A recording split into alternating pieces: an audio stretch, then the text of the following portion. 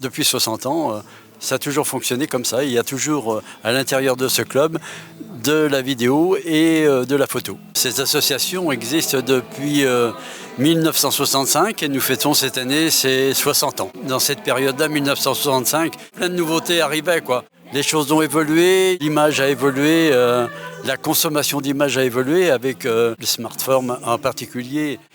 C'est du consommable, quoi.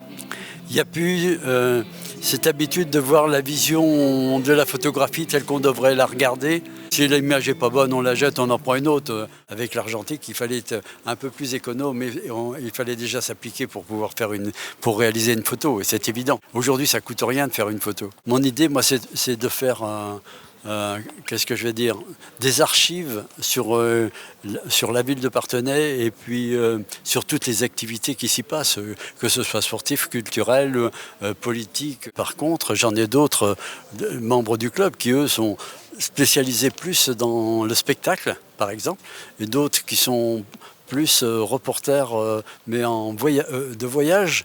Bon, si bien que il y a un bel éventail, quoi. Aujourd'hui, nous sommes 30 membres cotisants. Disons qu'il y a 10 actifs, parce que c'est un club quand même assez vieillissant. On souhaiterait bien qu'il se rajeunisse un petit peu. On a besoin de relève, parce qu'on ne va pas être là éternellement. David Le Soir, j'ai dit, mais si avec les élèves, je vais vous proposer du cinéma.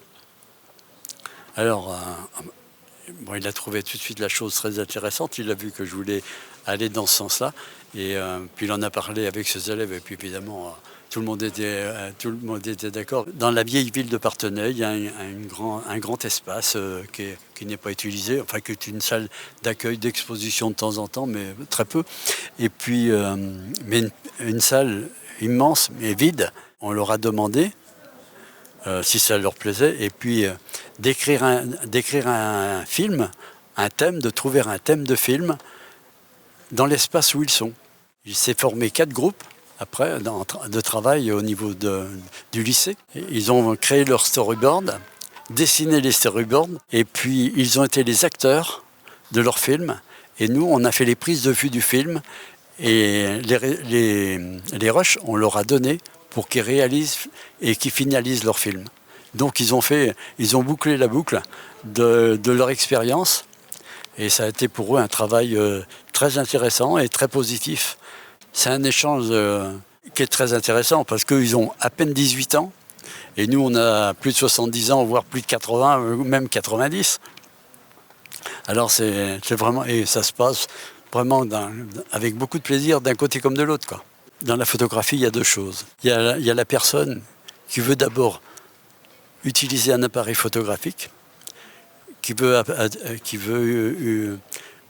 prendre, savoir l'utiliser, connaître les réglages, connaître l'appareil photo d'abord, faire des prises de vue, et après exposer sur écran géant ce qui va pas, ce qui pourrait être amélioré, ce qui pourrait être recadré, la lumière où elle est bonne, où elle est mauvaise, des attitudes, des placements, des points forts, les points forts de la photo, plein de choses comme ça.